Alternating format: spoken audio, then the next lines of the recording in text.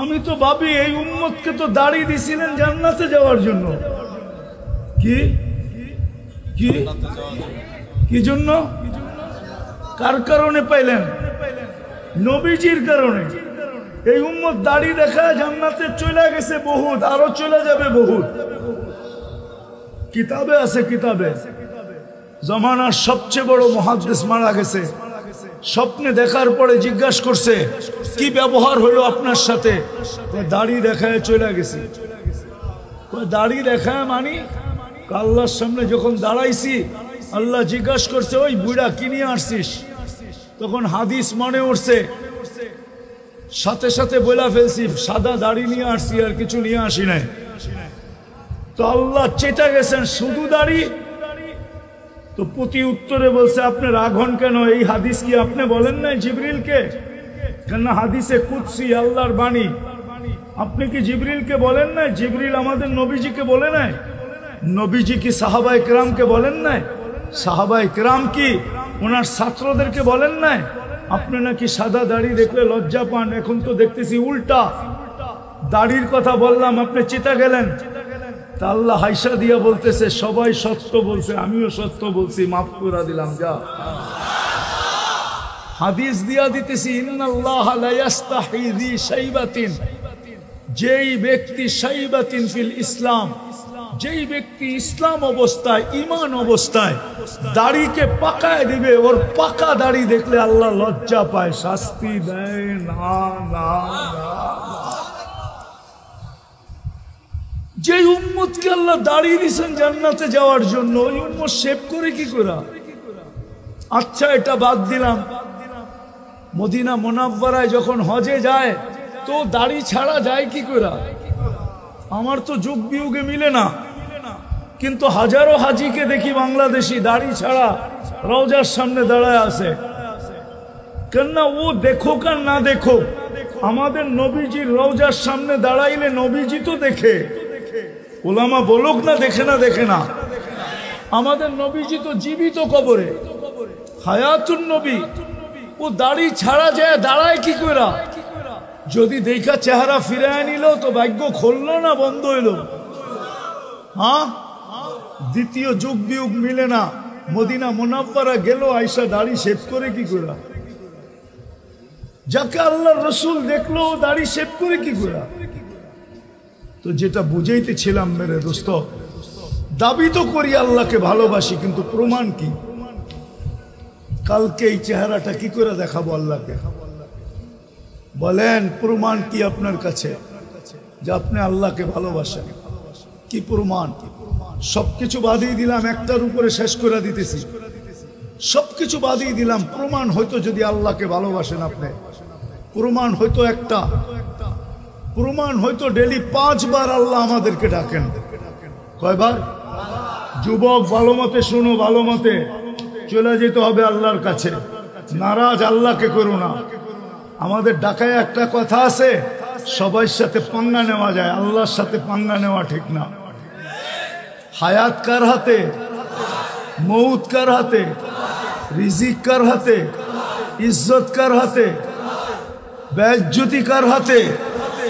সব কিছু যা চাই তার কার হাতে?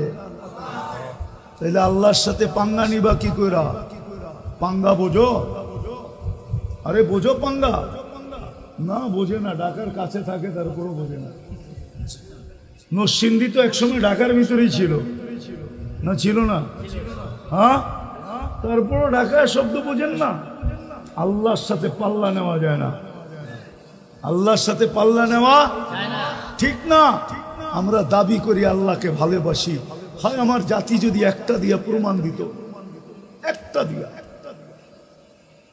5 ওয়াক্ত নামাজ দিয়া যদি প্রমাণ দিত, 5 ওয়াক্ত আল্লাহ ডাকে। কে ডাকে? কে ডাকে?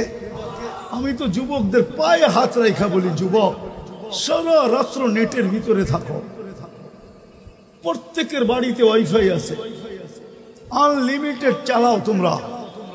যদি তোমার বাড়িতে নাও থাকে তো বন্ধুদের পাসওয়ার্ড দিয়ে চালাও, পাশের বাড়ির পাসওয়ার্ড আইনা চালাও। তোমাদের পায়ে হাত দিয়া বলি, একবার 99 নামের অর্থ দেখো। একবার দেখো, দেখবা? বলো কোন যুবক দেখবা আজকে রাত্রে যে আমি একবার হইল 99 নামের অর্থ দেখব? পাক্কা? হ্যাঁ, নামাও। তাইলে তোমার সামনে আল্লাহ খুলে উঠবে, খুলে আসবে যে কোন আল্লাহ তোমাকে ডাকে।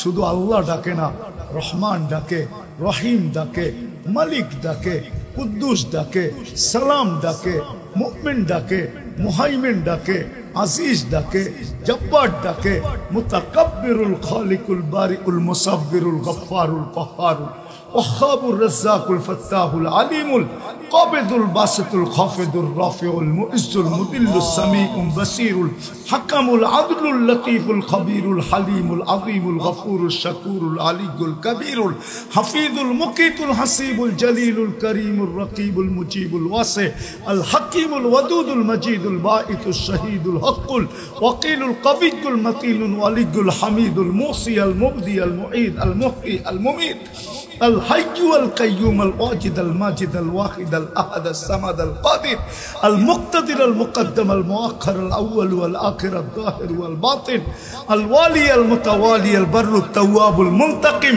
العفو الرؤوف مالك الملك ذا الجلال والإكرام المقسط والجامي والغني والمغني المانع الضار النافع النور الهادي البديع والباقي الوارث والرشيد الصبور জাল্লে জালালু 99 পদের মালিক আল্লাহ ডাকে।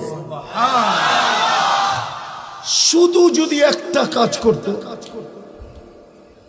পরিচিতি হিসাবে যে আমি আল্লাহকে ভালোবাসি, আল্লাহ ডাকতে দেরি, মসজিদের দিকে যদি ছুটতে দেরি না করত, আল্লাহ ডাকতে দেরি, বাজারওয়ালা যদি বাজারে দাঁড়াইতে দেরি না করত, হাটওয়ালা যদি হাটে জায়নামাজ বিছাইতে দেরি না করত, অফিসওয়ালা যদি অফিসে দাঁড়াইতে দেরি না করত, মেইলওয়ালা যদি মেইলে দাঁড়াইতে দেরি না করত, আদালতওয়ালা যদি আদালতে দাঁড়াইতে দেরি না করত, রোডওয়ালা যদি রোডে দাঁড়াইতে দেরি না করত, ঘাটওয়ালা যদি ঘাটে দাঁড়াইতে দেরি না করত, বাড়িওয়ালারা যদি বাড়িতে দাঁড়াইতে দেরি না করত, ঘরওয়ালারা যদি ঘরে দাঁড়াইতে দেরি না করত, তাহলে আমি আমার মনকে বুঝাইতে পারতাম কমসে কম ভালোবাসার একটা প্রমাণ তো জাতির কাছে আছে যে আল্লাহ ডাকে, সে দাঁড়াইতে দেরি করে না।